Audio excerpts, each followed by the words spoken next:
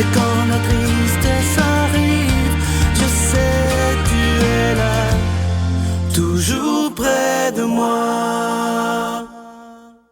Bon vendredi, bienvenue à votre émission La Victoire de l'amour. J'espère que vous allez bien. Aujourd'hui, j'aimerais saluer, étant donné qu'on a le bon doc avec nous, toutes les personnes qui sont malheureusement dans des hôpitaux, dans les CHSLD. Je sais que vous êtes nombreux à nous écouter. Alors, je vous salue très tendrement ce matin et on rejoint le bon doc, Gilles Lapointe.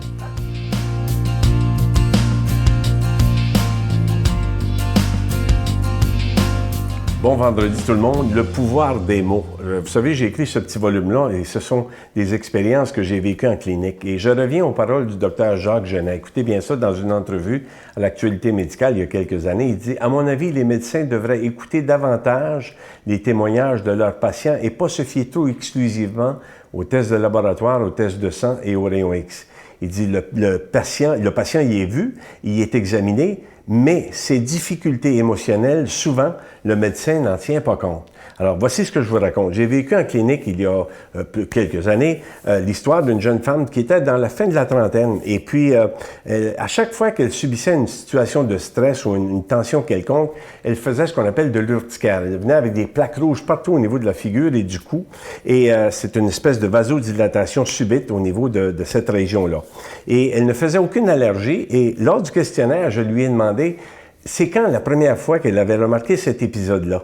Et c'est on l'appelait dans le temps une maîtresse d'école, une institutrice, l'a humiliée devant toute la classe. Et lorsqu'elle est arrivée à la maison, elle avait 12 ou 13 ans, lorsqu'elle est arrivée à la maison, elle a vu cette espèce de vasodilatation. Et depuis ce temps-là, moi je l'ai vu, écoutez, c'est quelque chose comme 20 quelques années après, et je l'ai vu en clinique. Et c'est à chaque fois qu'elle arrivait dans une situation quelconque, elle vasodilatait partout et ça sortait l'urticaire. Alors, je l'ai référé pour de la désensibilisation, je l'ai référé à un psychologue. Et Stéphane Bern, il anime Secret d'histoire à TV5 et dans une émission le jour qui s'appelle Parenthèse inattendue, il disait qu'il avait été humilié par des parents qui étaient hautains bourgeois parce que son plus grand frère, lui, était un génie. Et Stéphane Bern passait pour une espèce d'idiot. Et il dit à un moment donné, parce que lui, il a tourné ça au lieu de s'en faire et de commettre un suicide, mettons, il a tourné ça en dérision et puis il dit un jour, je vais leur prouver qu'est-ce que moi je peux faire? Alors, c'est pour ça que je vous dis, mesdames, messieurs, il est important de mesurer les paroles lorsqu'on s'adresse à une personne ou lorsqu'on s'adresse à un enfant. Des commentaires, des fois, peu importe l'âge, on ne sait pas comment la personne... Alors, on dit, mesure tes paroles, autant ça peut être salutaire, des bonnes paroles pour une personne, autant ça peut la détruire. Et j'ai pas le temps de vous raconter, mais moi aussi, en 6e année, j'ai subi l'humiliation d'une maîtresse d'école et je lui ai reproché cette chose-là, où je lui ai ramené 30 années après, ou 30 ou 35 ans après, en pleine conférence, parce qu'elle était assise en avant de moi. Je me suis libéré le cœur. Elle riait. Moi, je me suis déchargé. Alors, attention aux paroles qu'on adresse aux gens. Bonne journée. Notre Père qui es aux cieux, que ton nom soit sanctifié, que ton règne vienne, que ta volonté soit faite sur la terre comme au ciel. Donne-nous aujourd'hui notre pain de ce jour. Pardonne-nous nos offenses comme nous pardonnons à ceux qui nous ont offensés. Ne nous laisse pas entrer en tentation, mais délivre-nous du mal, car c'est à toi qu'appartient le règne, la puissance et la gloire pour les siècles des siècles. Amen.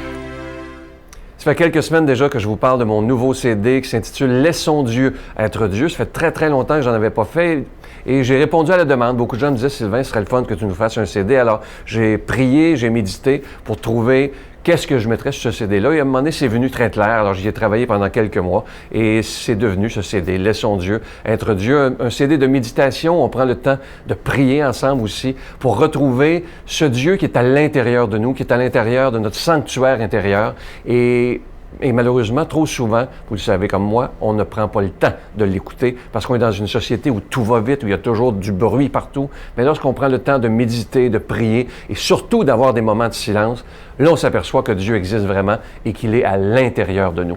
Alors, c'est avec un don de 25 $ et si vous en voulez deux, avec un don de 40 $, je vous donne l'adresse. La Victoire de l'amour, casier postal 120, succursale Boucherville à Boucherville, le J4B 5E6, je vous la redonne. La Victoire de l'amour, casier postal 120, succursale Boucherville à Boucherville, le J4B 5E6. Également par téléphone, par carte de crédit, du lundi au vendredi de 8h30 à 16h30 dans le 514-523-4433, 523-4433 ou sans frais le 1-888-811-9291, 1-888-811-9291 et aussi sur notre site Internet, le www.lavictoiredelamour.org.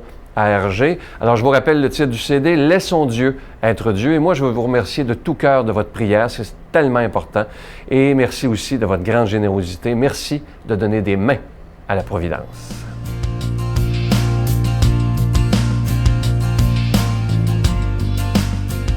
Mon Dieu, donnez-moi la sérénité d'accepter les choses que je ne peux changer, le courage de changer les choses que je peux et la sagesse d'en connaître la différence. Amen. Pour la proclamation de la parole de Dieu, aujourd'hui, on rejoint notre ami l'abbé Donald Thompson.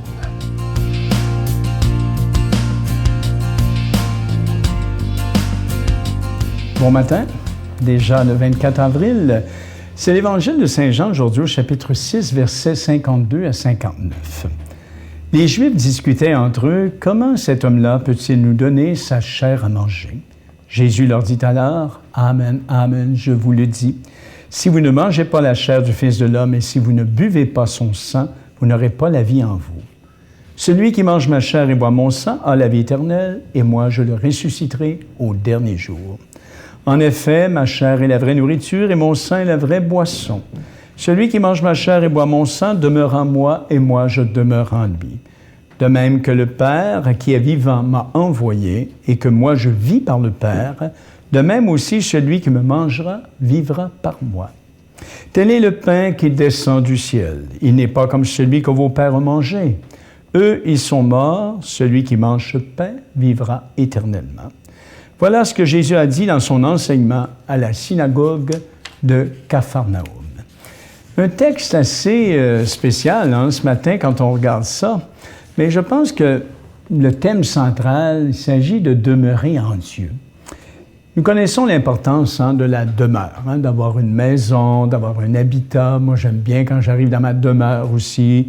Quand on regarde les sans-abri, des personnages qui nous apparaissent totalement à part, je me demande toujours comment ils font à chaque fois que je vois cette situation. Comment faire pour vivre dehors? Comment faire pour vivre dans la rue, surtout en hiver, dans les bouches de métro, dans les parcs? Ça me questionne toujours, cette réalité-là. D'ailleurs, vous savez qu'en France, on appelle ça des SDF, je crois, sans domicile fixe. Nous dirions des sans-demeure. Comme on voit dans l'Évangile aussi, les oiseaux ont leur nid, les renards leur tanière, disait Jésus. Et le Fils de l'homme n'a pas où reposer sa tête. Donc, c'est une espèce de sans-abri, si vous voulez. Et c'est ainsi qu'il a vécu une bonne partie de sa vie, Jésus, en circulant dans la Judée, la Galilée, sa province natale, allant de village en village, parmi les blessés de la vie, les pauvres, et n'ayant pas de vraie demeure. On peut penser sans doute que Jésus a été un sans-abri, mais le Seigneur de l'univers. Mais il aime bien trouver une demeure où il sera accueilli. Et là, on arrive à l'Évangile d'aujourd'hui, vous voyez? Et cette demeure, c'est le cœur humain. Vous savez, le livre de l'Apocalypse dans la Bible dit bellement qu'il se tient à la porte et qu'il frappe. Si quelqu'un ouvre, il entrera prendre le repas avec lui. On a ça dans le dernier livre du Nouveau Testament. Donc, manger avec lui, c'est ce qu'il nous dit dans l'Évangile de ce matin. N'est-ce pas ce qu'il nous suggère quand il nous invite à manger sa chair, boire son sang, c'est-à-dire participer à son repas pascal. On a vécu la Pâque le dernier mois, on pense au jeudi son soir, à son Eucharistie. Et les gens qui mangent à la même table, on sait qu'on va dire, bon, ce sont des gens, des bons amis, des copains, des copines, bon. Et ce mot dit bien ce qu'ils sont, moi, je suis un co-curé avec un confrère prêtre dans la ville de Magog. Voyez-vous? Copain. Du pain, avec. Bon. Alors, ces compagnons qui partagent le même pain. Manger le même pain, c'est-à-dire être copain. D'être ensemble en communauté de vie. Bon, manger le pain de Dieu, c'est vivre la pleine communion des gens qui habitent la même demeure, c'est-à-dire le cœur de Dieu. Voyez-vous? Où demeurez-vous, chers amis? C'est la question que je vous pose aujourd'hui dans cette émission. Vous avez une adresse, un code postal, une maison, un logement, une chambre, probablement une résidence bien identifiée où on peut vous trouver.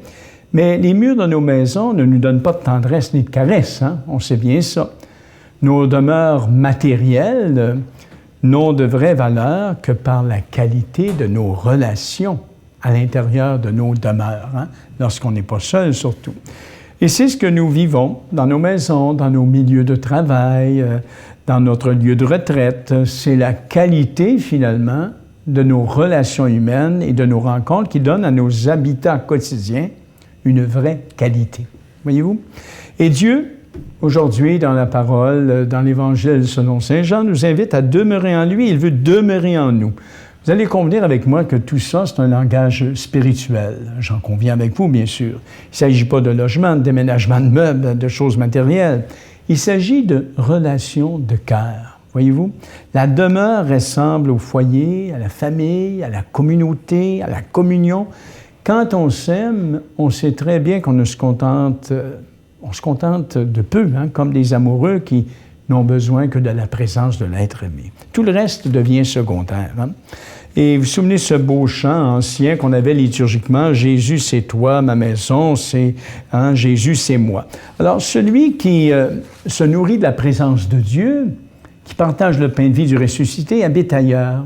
Je pourrais dire, cette personne-là fréquente le ciel. Hein? Elle est déjà dans le monde de Dieu, dans le silence de son cœur. Elle voit Dieu, ce Dieu qui se révèle au cœur pur, hein, comme dit la parole. Ce Dieu qui plante sa tente parmi nous.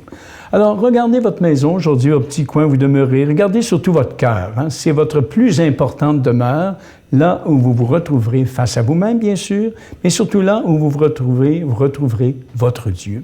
Et prenez bien soin de la demeure de votre cœur. Gardez-la propre, claire, accueillante pour tout le monde, surtout pour les plus blessés. Alors, j'en ai eu la vie de vous bénir, le Père, le Fils et l'Esprit. Amen. Bonne journée. Je vous salue Marie, pleine de grâce. Le Seigneur est avec vous. Vous êtes bénie entre toutes les femmes, et Jésus, le fruit de vos entrailles, est béni. Sainte Marie, Mère de Dieu, priez pour nous pauvres pécheurs, maintenant et à l'heure de notre mort. Amen.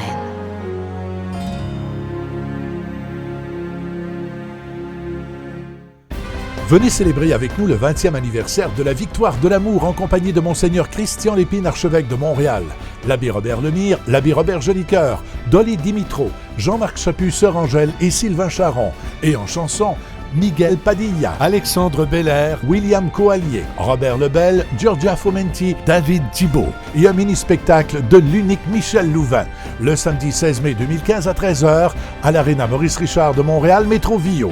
Coût du billet 25 $, taxes incluses. Réservez rapidement au 514-523-4433 ou sans frais au 1-888-811-9291. Un grand rassemblement d'amour et de foi inoubliable.